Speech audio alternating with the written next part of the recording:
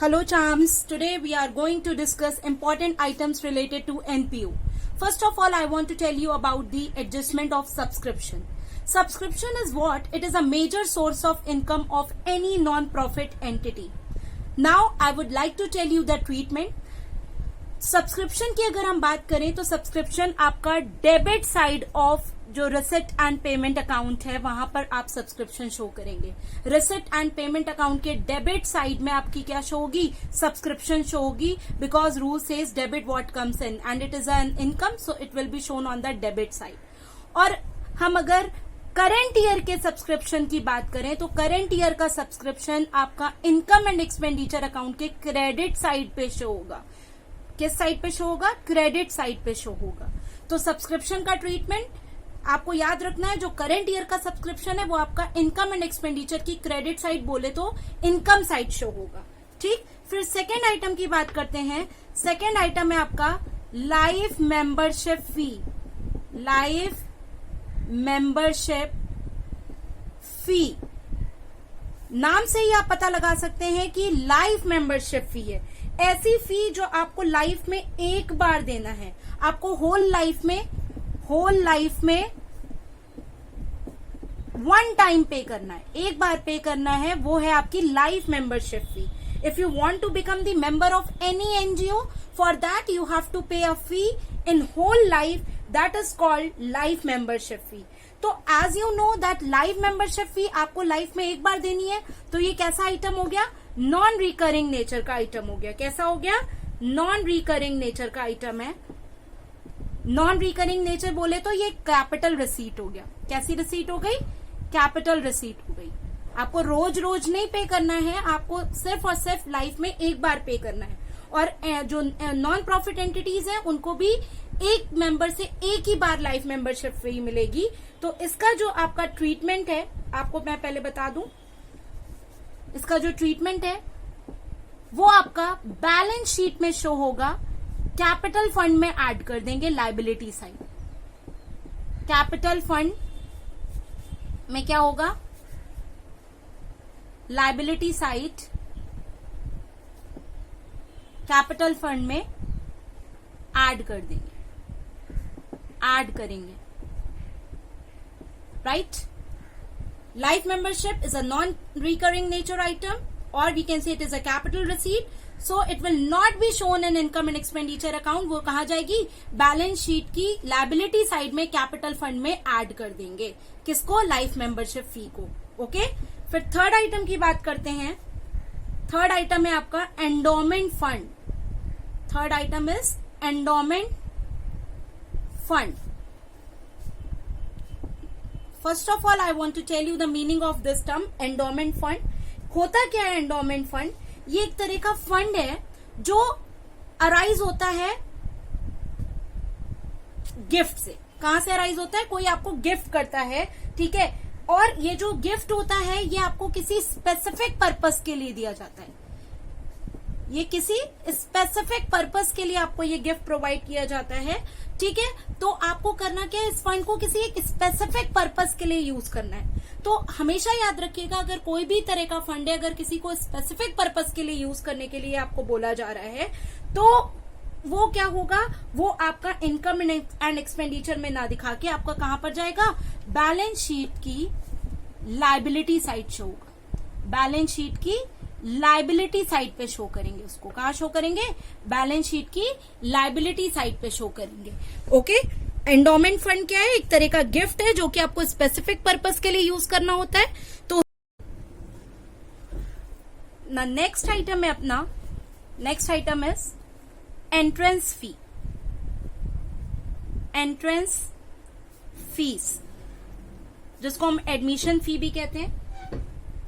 Admission fees भी कहते हैं इसको हम. एंट्रेंस फीस और एडमिशन फीस क्या है? ऐसा अमाउंट जो आप क्या करते हो, आप जो जितने भी न्यू मेंबर्स होते हैं वो अगर मेंबरशिप लेना चाहते हैं किसी भी एनजीओ की, तो वहां पर उनको एंट्रेंस फी पे करनी पड़ती है या एडमिशन फी पे करनी पड़ती है. ठीक है. अपार्ट फ्रॉम एनुअल सब्सक्रिप्शन, जो आप एनुअल सब्सक्रिप्शन दे रहे हो वो तो आपको पे करना ही है, पर आपको एंट्रेंस फी भी पे करनी पड़ती है. तो कुछ लोग क्या करते हैं, इसको कैपिटल रिसीट मानते हैं, कैपिटल रिसीट मानते हैं और कुछ लोग इसको रेवेन्यू रिसीट की तरह कंसीडर करते हैं।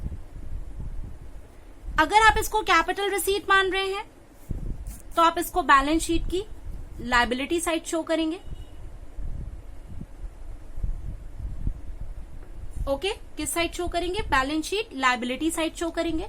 और अगर आप इसको रेवेन्यूज रिसीट मान रहे हैं तो इसको आप credit side of income and expenditure account में दिखाएंगे। इनकम एंड एक्सपेंडिचर अकाउंट के क्रेडिट साइड में शो करेंगे अगर आप इसको रेवेन्यू रिसीट मान रहे हैं। एक बात जो कि आपको याद रखनी है, नोट करनी है कि अगर कोई भी इंफॉर्मेशन नहीं दी है, कोई भी स्पेसिफिक इंस्ट्रक्शन नहीं गिवन है क्वेश्चन में कि एंट्रेंस फी को आप कैपिटल रिसीट माने या रेवेन्यू रिसीट माने, तो in absence of any specific information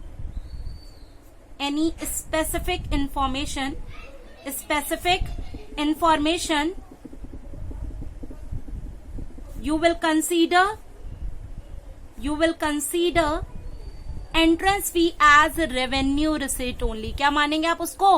revenue receipt मानेंगे। क्या मानेंगे? रेवेन्यू रिसीट मानेंगे और उसको आप इनकम एंड एक्सपेंडिचर की क्रेडिट साइड पे दिखाएंगे। क्रेडिट साइड बोले तो इनकम साइड पे शो करेंगे, राइट? चैम्स, अब हम नेक्स्ट एडजस्टमेंट की बात करेंगे, वो है डोनेशन। डोनेशन आपका दो तरह का हो सकता है। एक होता है आपका जनरल डोनेशन और एक है आपका स्पेसिफिक डोनेशन। जनरल डोनेशन नाम से ही पता चल रहा है, आपको डोनेशन रिसीव हुआ, आप उसको किसी भी काम के लिए यूज कर सकते हैं। आप किसी भी पर्पस के लिए उसको यूटिलाइज कर सकते हैं। कोई ऐसा स्पेसिफिक पर्पस नहीं है जिसके लिए आपको उस डोनेशन को यूज करना है। तो ये आपकी क्या है? नॉर्मल इनकम मानी जाएगी। अगर जनरल डोनेशन है वो आपकी नॉर्मल इनकम मानी जाएगी और ये credit side of income and expenditure account में शो किया जाएगा, राइट?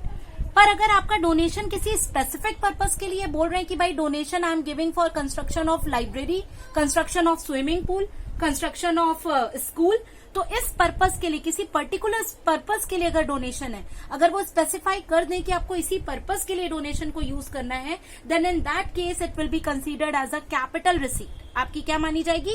कैपिटल रिसीट मानी जाएगी और उसको आप बैलेंस शीट की लायबिलिटी साइड शो करेंगे। कहां शो करेंगे?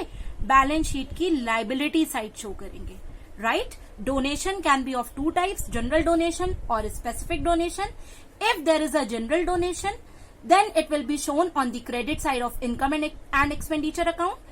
If there is a specific donation given for a specific purpose, then it will be considered as a capital receipt and will be shown on the liability side of the balance sheet, right? Next is what? Legacy. What is this legacy? Legacy होता क्या है बेटा?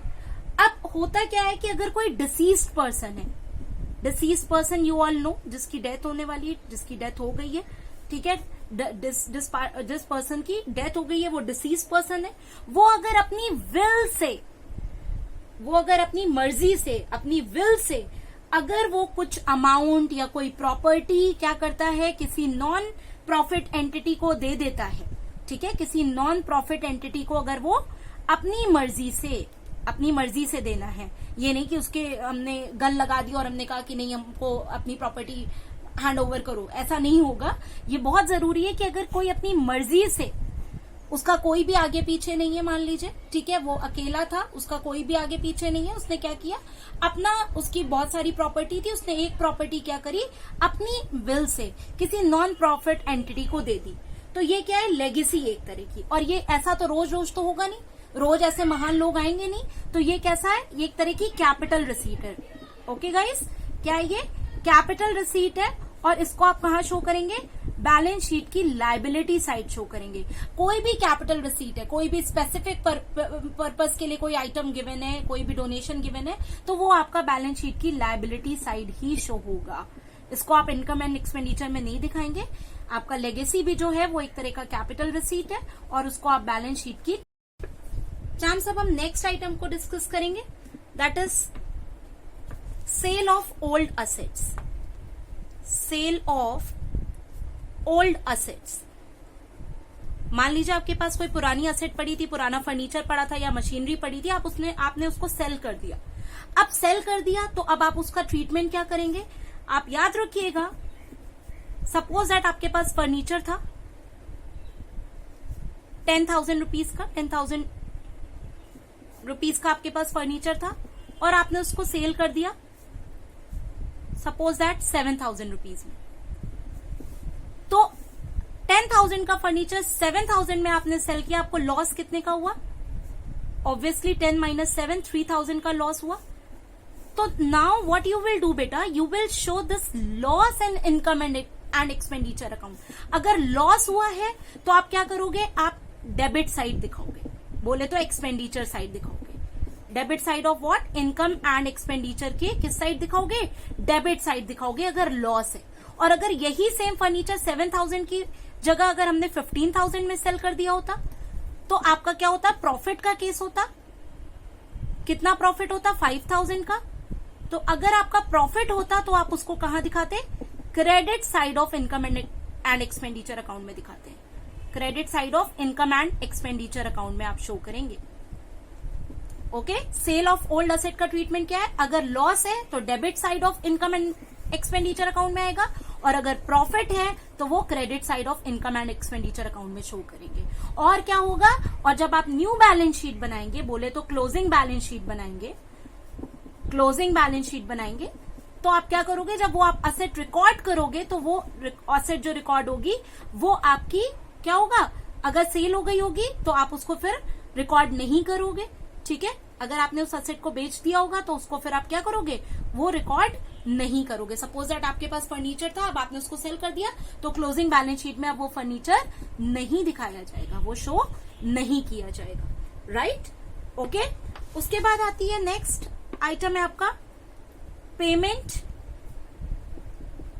Of honorarium. Honorarium, अब ये honorarium क्या होता है बेटा?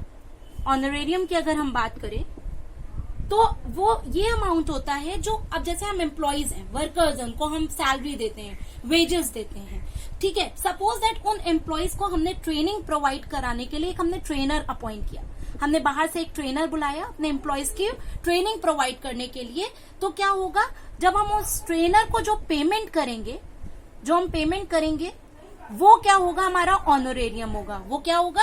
ऑनरेरियम होगा। ओके, जब हम किसी क्या करते हैं, कोई आउटसाइड बंदे को बुलाते हैं किसी स्पेसिफिक काम के लिए, किसी स्पेसिफिक टाइम पीरियड के लिए, तो वो उसको जो हम पेमेंट करते हैं दैट इज कॉल्ड ऑनरेरियम। और ये एक तरह का खर्चा है, तो ये इसका जो ट्रीटमेंट होगा वो क्या होगा? ये debit side of income and expenditure account में आएगा। कहां पर आएगा? Debit side of income and expenditure account में शो किया जाएगा। क्यों? क्योंकि ऑनरेरियम पे करना is a kind of expense that will be shown on the debit side of income and expenditure account. Honorarium होता क्या है? Honorarium is what? It is an amount paid to the persons who are not the employees of the institution. Okay, they are some outsiders. Okay, okay guys, thank you.